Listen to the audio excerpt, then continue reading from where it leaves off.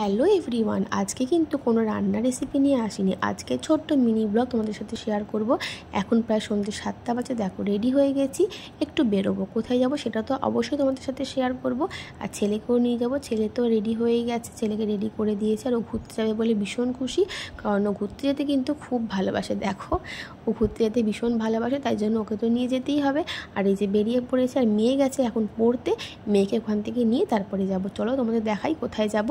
এই যে আমরা যাচ্ছি দয়াময়ী কালীবাড়িতে। আজকে ছিল শনিবার দিন। প্রত্যেক শনিবারই আমি, আমার মেয়ে, আমার বর আর আমার ছেলে, চারজনই আমরা দয়াময়ী কালীবাড়িতে যাই। এবং এখানে না প্রত্যেক শনি মঙ্গলবারে ভীষণ ভিড় হয়, আর অনেক লোক আসে পুজো দেওয়ার জন্য। আমরাও যাই। এখানে গেলে না মনে একটা আলাদা রকম শান্তি পাওয়া যায়।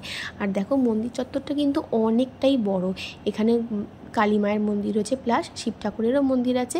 এই যে দেখো আমি ধূপ মোমবাতি জ্বালাচ্ছি, আর আমার ছেলে পিছন থেকে আমাকে বিরক্ত করছিল, আর আমি খেয়াল রাখছিলাম যাতে আগুনেও হাতটা না দিয়ে দেয়, কারণ ছোটো মানুষ যেহেতু ও কিছু বোঝে না, সেই জন্য আমি ধূপ মোমবাতিটা দেখিয়ে নিই। আর আমার বড় ধূপ মোমবাতি দেখায়। আর তোমাদের দেখিয়ে দিচ্ছি এখানে কতগুলো শিব ঠাকুরের মন্দিরও রয়েছে। আর তোমাদেরকে মায়ের মুখটা কিন্তু সামনে থেকে দেখাতে পারলাম না, কারণ মন্দিরে প্রচুর ভিড় ছিল, আর সেখানে ক্যামেরাটা অন করা নিয়ে যাওয়ার সুযোগ পাইনি। সেই জন্য পরে একটা সময় তোমাদেরকে আমি অবশ্যই মায়ের মুখটা শেয়ার করব, দেখে নাও।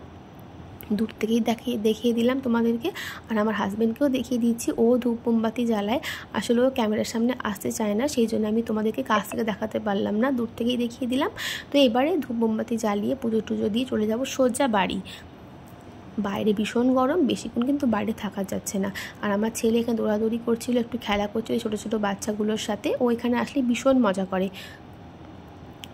আর আমরা চারজনে বসে রয়েছি, কারণ আমার বর এখন যেহেতু পুজো দিচ্ছে সেই জন্য। তো দেখো আমরা তিনজন এখানে বসে আছি। ওর হলে আমরা একেবারে সোজা চলে যাব বাড়িতে।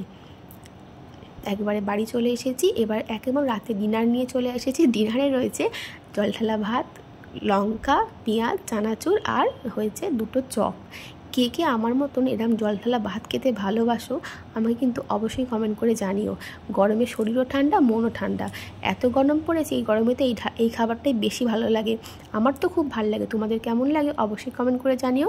আজকের মিনি ব্লগটা এইটুকুই থাক, আবার আসবো অন্য কোনো মিনি ব্লগ নিয়ে। ততক্ষণের জন্য টাটা, সবাই খুব ভালো থেকো, সুস্থ থেকো।